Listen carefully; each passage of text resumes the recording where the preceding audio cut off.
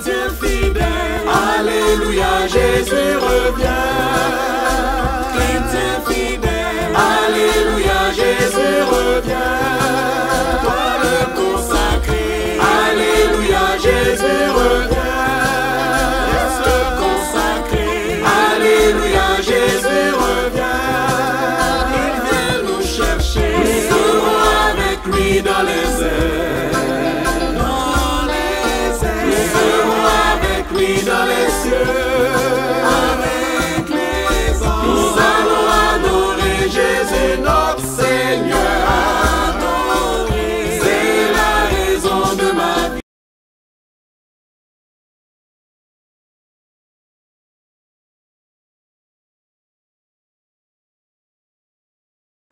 Nous allons prendre la parole de Dieu dans Philippiens 2, versets 14 et 16.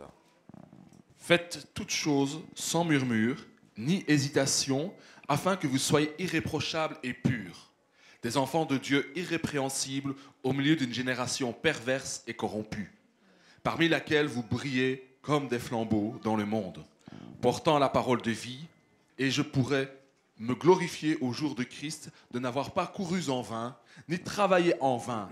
Alors, ceux qui arrivent ce matin pour peut-être la première fois au milieu de nous, je vous annonce que ce jour a été mis à part pour nous, selon Dieu, pour être une journée où nous voulons célébrer l'excellence divine.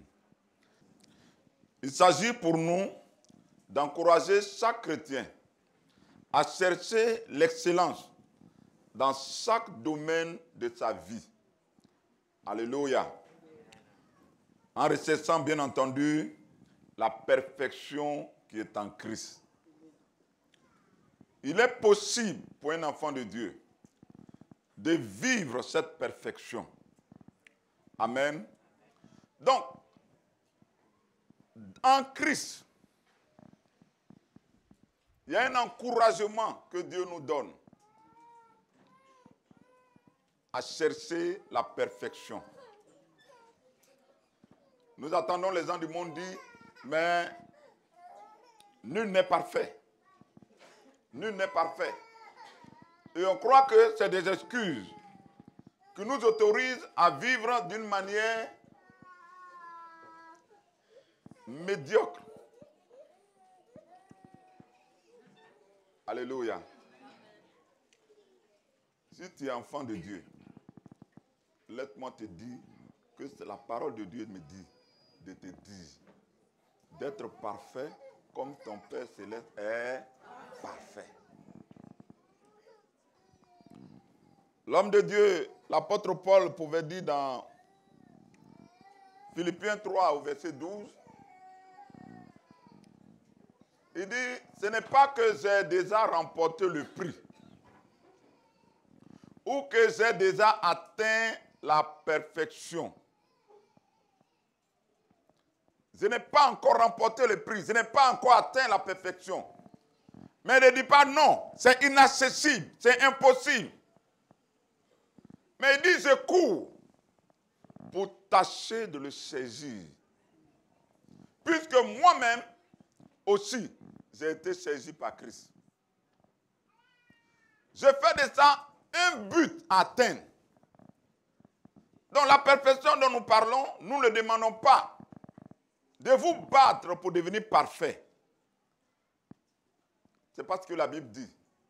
La Bible dit, travaillez pour exprimer, libérer la vie de Christ qui est en vous. Quand vous êtes en Christ, le Saint-Esprit vient habiter en vous. Et par la vie de Christ en vous, vous pouvez libérer la vie parfaite de Christ. Et cette vie peut influencer tous les domaines de votre vie. Que ce soit au niveau des études. Vous marquez la différence entre vous et vos amis. Que ce soit sur le plan professionnel. Vous marquez la différence entre vous et vos amis. Par la qualité de la vie de Christ que vous manifestez. Sur le plan moral, vous marquez une différence. Est-ce que quelqu'un me comprend?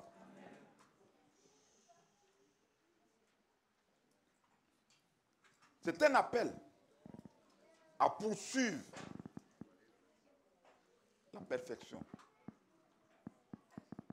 Plus vous allez chercher à atteindre la perfection, je rappelle encore, ou je répète, pas par vos efforts, mais en libérant la vie de Christ, plus vous allez vous rendre compte que vous commencez à mener une vie de plus en plus excellente. Votre vie aura un sens. Quelqu'un me suit? Votre vie aura un sens. Donc, quand tu es en Christ, ne te contente pas d'être un bon chrétien. Aspire à être un chrétien excellent. Quelqu'un me suit? Poursuis la perfection. Si tu rates la perfection, tu peux obtenir au moins ce qui est bien et très bien. Mais tu cherches ce qui est bon. Si tu rates ce qui est bon, tu vas obtenir quoi? Ce qui est médiocre, ce qui est passable. N'écoute pas le monde. Le monde dit qu'il n'y a pas de perfection. Ce qu'il dit n'est pas faux. Et c'est vrai. Aucun être humain ne peut être parfait. Ça, c'est vrai. Mais la Bible n'a jamais dit qu'un homme n'a qu'à chercher à être parfait. La Bible n'a jamais dit ça. C'est pour ça que concernant le salut, Jésus a dit, aux hommes, cela est impossible. Mais tout est possible à Dieu. Et Paul va dire, je peux tout. Par celui qui me... Il peut tout, pas par ma force, mais par celui qui me... Et celui qui me fortifie en moi. Je peux tout.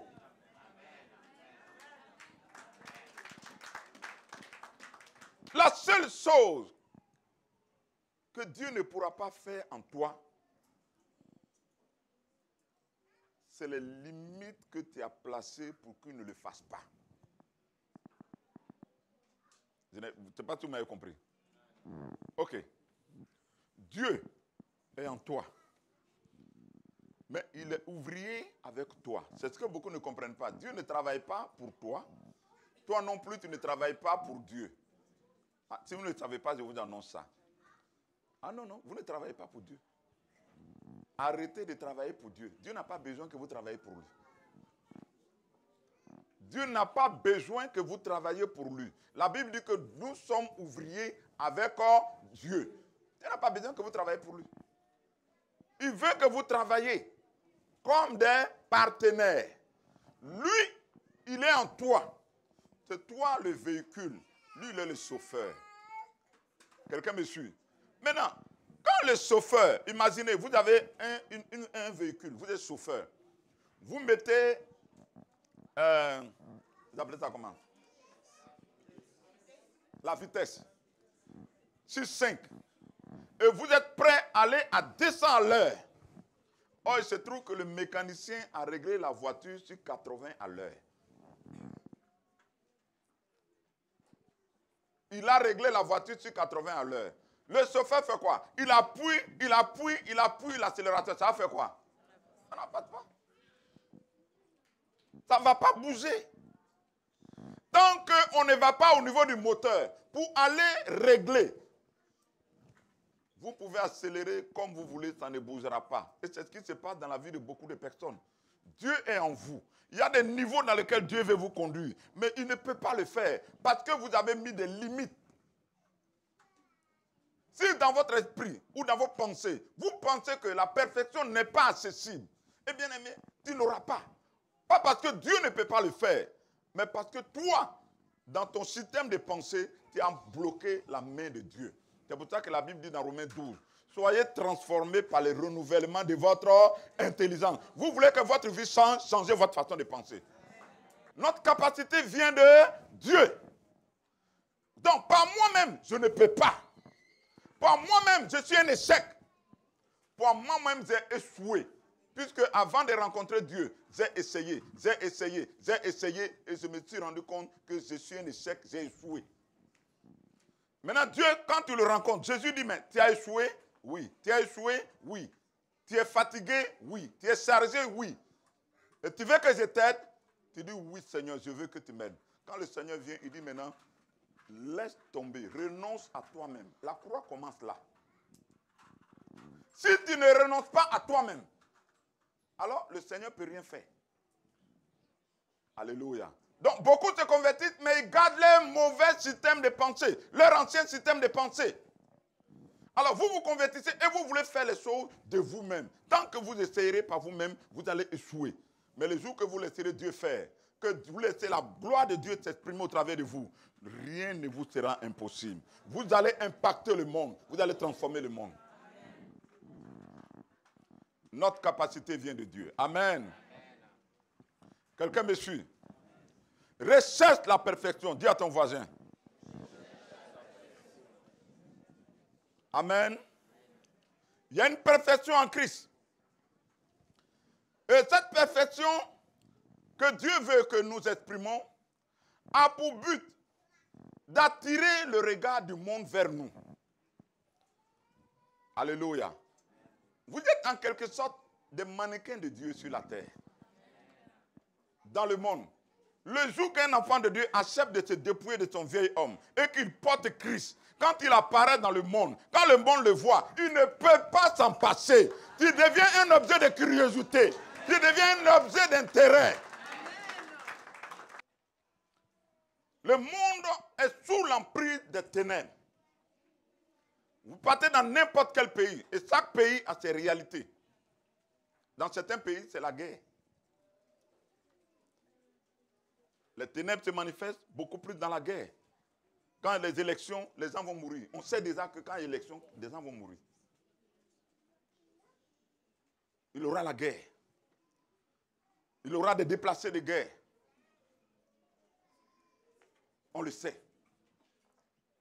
Alléluia. Dans d'autres pays, c'est la drogue. Dans d'autres pays, c'est l'alcool. Chaque pays a ses réalités par rapport aux ténèbres. Et Dieu a voulu que l'Église soit la solution qui vient éclairer les ténèbres et rendre le pays habitable.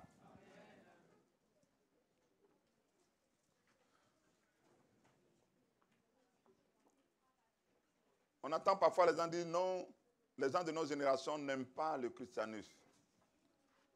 Je vais vous expliquer quelque chose ce matin. Vous savez, notre génération est à la recherche du christianisme. Ils sont à la recherche de Jésus. Si vous ne le savez pas, je vous le dis. Je ne parle pas de quelques 2 ou 3 possédés.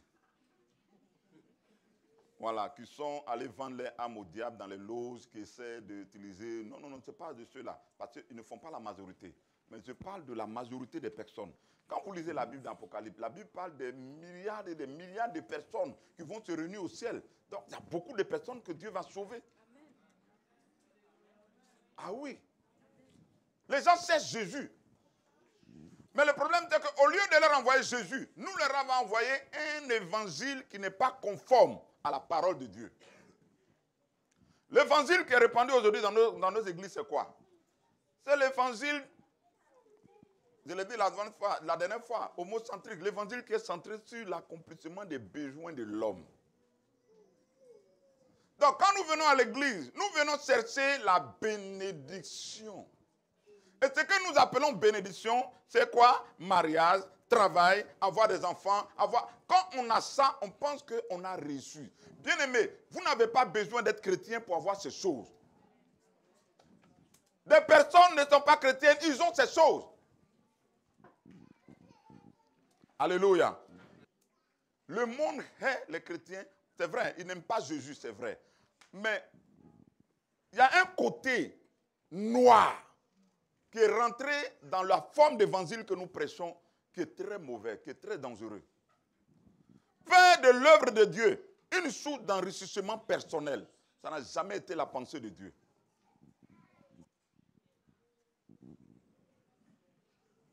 Tu peux avoir des milliards. Tu peux avoir des possessions. Tu peux avoir tout ce que tu veux. Bien aimé, si tes milliards-là ne servent pas à l'avancement du royaume, s'il n'y a pas d'amour derrière pour le salut des âmes, ton argent ne sert à rien. Mais le monde voit que nous venons et nous profitons d'eux et nous nous manquons d'eux.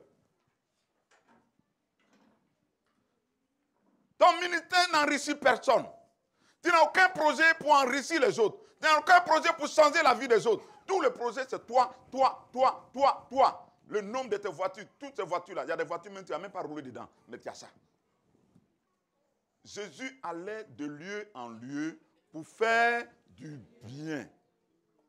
Du bien. Intégrez ça dans votre évangile. Tu es né pour apporter une solution dans ton monde, dans ta génération. Imaginez maintenant que chacun d'entre nous, là-bas, solution, solution, solution, solution, solution, solution, solution, solution. Nous tous, nous apportons une solution. Bien-aimés, le monde aura besoin de nous. Même s'ils ne veulent pas de Jésus, mais ils auront besoin de la solution de Jésus. La Bible dit par nous, le pays sera rendu habitable. L'église aujourd'hui ne s'assoit plus pour réfléchir comment nous allons faire pour que le pays fonctionne. Regardez actuellement, on a un problème avec le gouvernement. On a un problème de gouvernement, oui ou non? Mais vous avez vu une seule église lancer un programme de prière. Retrouvons, on va prier. Pour que ça aille bien. Non, on est tous préoccupés par la taille de nos églises. On est tous préoccupés dans ce qu'on va gagner. C'est ça le problème. On a démissionné par rapport à notre responsabilité. Ce n'est pas moi qui le dis, hein, c'est ta parole. Tu lis la Bible. Tu es la lumière, tu es le sel. Alléluia. Vous qui êtes jeunes, quand vous voyez la dépravation dans les jeunes, parmi les jeunes, quel est le programme que vous voulez mettre en place pour aider vos collègues jeunes à sortir de là? C'est comme ça qu'on réfléchit. Tu as été un ancien alcoolique. Tu as vu que l'alcool détruit. Maintenant, aujourd'hui, Dieu t'a délivré. Quel est le programme que toi, tu veux mettre en place pour aider les anciens, les alcooliques actuels pour sortir? Tu étais SDF. Dieu t'a aidé à sortir de là. Quels sont les programmes que toi, tu vas mettre en place pour aller aider les SDF? Voilà ce que Dieu attend de toi. Ne me dis pas, je me suis enrichi, j'ai tel compte, j'ai eu du travail. Tu n'avais rien dit. Même des gens du monde ont ça. Mais ta vie sera une bénédiction le jour que quelqu'un peut profiter de ton expérience. Frère, je vais terminer là. J'aurai l'occasion de revenir là-dessus. Il y a une sagesse que Dieu vous a donnée, les enfants. Vous êtes appelés à être à la tête. C'est vous qui devez inventer des choses qui vont apporter des solutions à votre génération. Vous êtes différents de nous. Nous, on a été formatés dans un évangile où il fallait courir derrière l'argent, travail, il faut chercher son bien-être. C'est maintenant que nous sommes en train de nous dépolluer de cet évangile pour rentrer dans le message du royaume. Mais vous, vous êtes nés dans le message du royaume. Même des gens en classe commencent à réfléchir. Qu'est-ce que je peux faire pour mes amis? Qu'est-ce que je peux faire? La première chose que tu peux faire, commence à travailler mieux que eux tous. Étudie mieux que eux tous. Si le premier a 14, toi qui es super premier, tu as 18, 20. N'étudie pas pour avoir 10. N'étudie pas pour avoir 14. Distingue-toi par la qualité de ton travail. Alors ta lumière brillera mieux. Que le Seigneur vous bénisse abondamment.